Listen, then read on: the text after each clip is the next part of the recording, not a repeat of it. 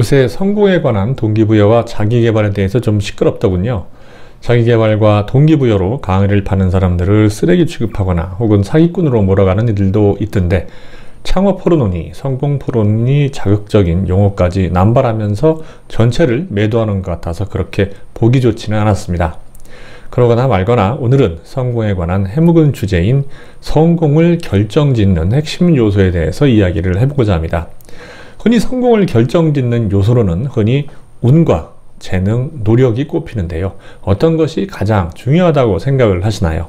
지금부터 알아보도록 하겠습니다. 성공을 논할 때 흔히 언급되는 사자성어가 있습니다. 바로 운칠기삼인데요. 성공의 동력은 운이 70%, 노력이 30%라는 의미입니다. 이 말에 동의하시나요? 저는 이 말에 동의하고 싶습니다. 물론 저만 그런 게 아니에요. 어려운 환경을 극복하고 자수성가한 사람들 대다수가 같은 의견을 이야기합니다. 성공한 사람들 인터뷰를 한번 유의해서 보십시오. 성공 원인을 말해달라는 질문에 가장 많이 흔하게 나오는 대답이 운이 좋아서일 겁니다.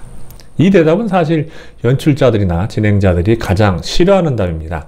뭔가 극적인 대답이 나와야 되는데 그래야 시청률이 올라가니까요. 겨우 운이 좋아서라니 마음에 들 리가 없죠.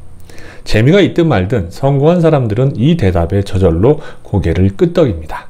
운이 좋지 않으면 본인이 아무리 노력한들 성공할 수 없다는 사실을 경험으로 알고 있으니까요.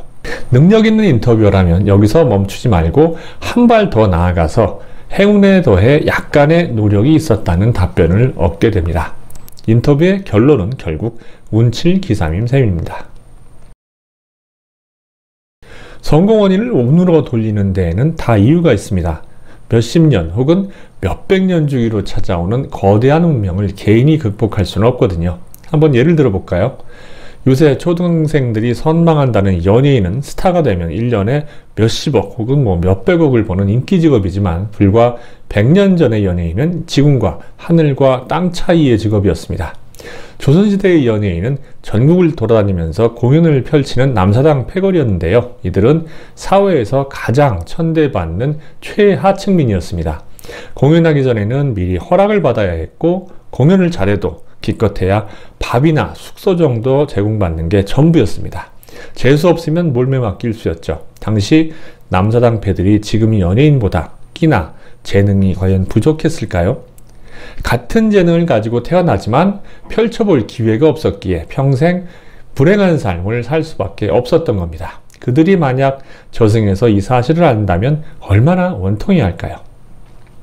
사실은 사업도 마찬가지입니다. 스티브 잡스가 능력과 재능이 탁월해서 IT 문화의 아이콘이 되었을까요? 전혀 그렇지 않습니다. 그의 곁에는 기술을 실현해주던 천재 워지니역이 있었고 컴퓨터와 핸드폰이 중심이 된 시대적 조건이 있었습니다. 잡스는 다만 시대의 요청을 잘 읽을 수 있었던 마케팅 귀재였고요. 그리고 잡스는 남의 기술을 무단으로 갖다 쓰는데 일말의 가책도 느끼지 않았습니다.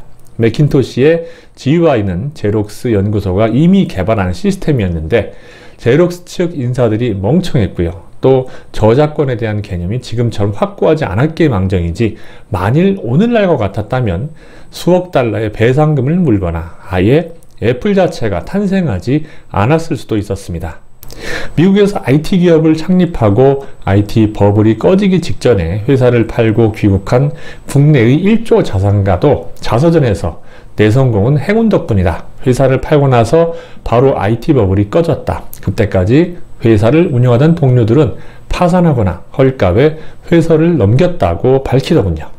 운명이라는 거대한 힘 앞에서 우리는 먼지나 다름없다는 사실을 일깨우는 이야기입니다.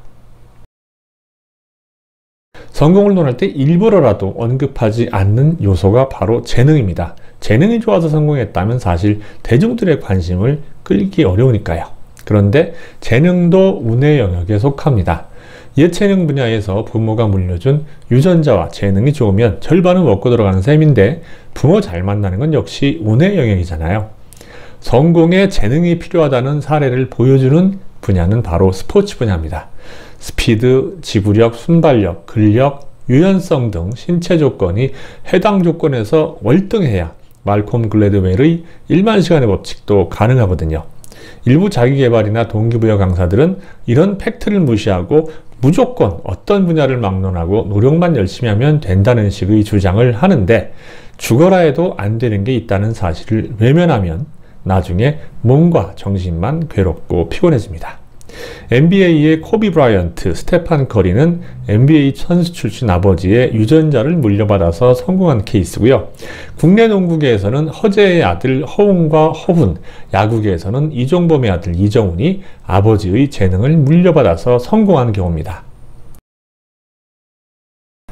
지금까지 제가 한 이야기에 대해서 그럼 운과 재능이 없는 사람은 죽으라는 거냐라고 반문할 수 있어요.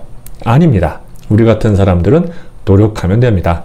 잘 살펴보면 내 재능으로 노력할 경우 남보다 더 잘할 수 있는 일이 분명히 있습니다. 그걸 찾아야 합니다. 그 과정이 우리 인생에서 가성비 최고의 노력일 수도 있는 거죠. 정말로 후회 없을 정도로 노력했다면 그 다음은 운에 맡기자고요. 노력의 가치에 대해서는 이렇게 생각해 보는 게 좋을 것 같습니다. 운도 재능도 없다고 아무것도 안 하고 가만히 살면 내 미래가 과연 어떻게 될지 생각해 보는 거죠. 당연히 퇴보하고 탈락할 수밖에 없습니다. 간혹 나는 열심히 노력했는데 왜 발전과 변화가 없냐, 혹은 노력하면 된다고 해서 열심히 노력했는데 회사에서 전혀 인정해주지 않더라며 노력 따위 해도 소용없다고 한탄하는 사람들을 볼 수 있습니다. 착각입니다. 본인만 노력하고 다른 사람들은 가만히 있습니까? 그 사람들도 당사자 못지않게 열심히, 어쩌면 더 열심히 노력하고 있을 수 있습니다.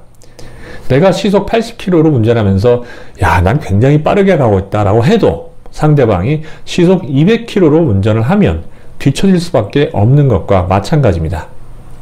노력은 상대적입니다. 노력하면 어제보다 나은 오늘, 오늘보다 나은 내일을 만들 수 있다는 믿음만으로 충분합니다. 한 발 한 발 그렇게 가다 보면 몇 년 후에는 지금과 완전히 다른 나를 만날 수 있다고 믿으십시오. 그게 바로 우리가 노력을 해야 하는 이유입니다. 인생의 특정 시기에는 운이 결과를 좌우하는 게 빤히 보입니다. 대학 진학 준비 과정이 바로 그렇죠. 제가 대학을 준비하던 시절에는 집이 가난해도 머리와 노력만으로 좋은 대학에 가는 경우가 꽤 있었어요. 그래서 제 친구들이나 또 비슷한 또래의 남자들은 공부와 대학 입학은 자기 노력에 달렸다는 주장에 많이 공감하는 편입니다. 그런데 우리 첫째 아이 입시를 거치면서 제 생각이 좀 바뀌었습니다. 현재의 대입제도와 교육에서는 아이 혼자 노력만으로 좋은 대학에 가는 게 절대 불가능하더라고요. 기형적인 우리 교육제도 때문입니다. 지금 대학 입시는 교육의 결과를 묻는 게 아니라 시험을 누가 더 잘 보느냐를 테스트하고 있거든요. 더구나 일부 학교에서는 교육에는 관심도 없고 또 수준 미달인 교사들이 학원 다니면서 니네들이 알아서 공부하라는 식으로 하는 상황이 벌어지고 있는 게 사실이에요. 이러니 시험 문제에 정통한 학원 혹은 과외 경험이 있는 애들이 성적이 잘 나올 수밖에 없습니다. 그래서 이때 필요한 게 바로 사교육을 시킬 수 있는 재력입니다.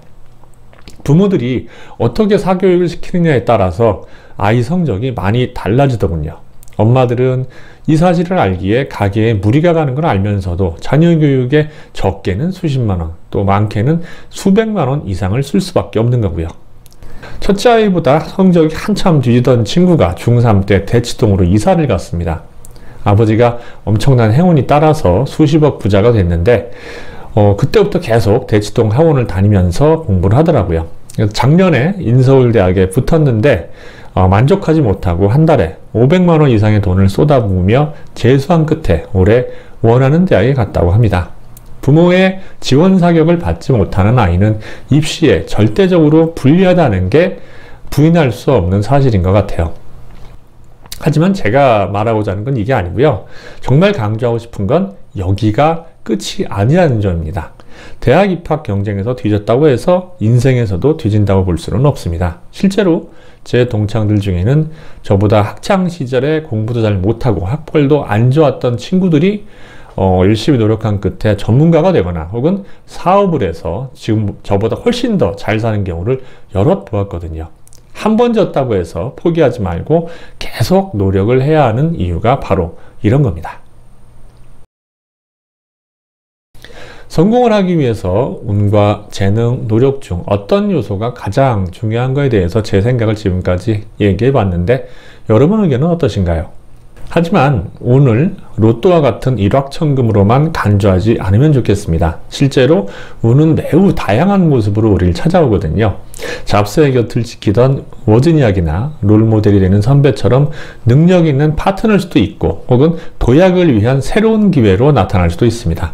중요한 건 도태되거나 안주하지 말고 계속 부지런히 움직여야 그런 운도 만날 수 있다는 겁니다. 각 분야의 정상까지 간 사람들은 그 사실을 잘 알고 있습니다. 그래서 오히려 더 부단한 노력을 합니다. 코비 브라이언트는 만바 정신으로 유명하죠. 선수들 중 제일 먼저 농구장에 나와서 연습을 하고 가장 늦게 떠났던 선수로 유명합니다. 재능을 탁월한 선수도 그토록 노력하는데 평범한 우리는 말해 뭐 하겠습니까? 모든 조건이 다 맞아서 성공했다면 잘난 척하지 말아야 합니다. 오늘날 성공에 이르기까지 당신의 부모, 동료, 지인과 그리고 행운이 동행했기에 오늘의 당신이 있는 거니까요. 오만 떨지 말고 겸손하게 삽시다. 성공과 실패의 차이는 그다지 크지 않습니다.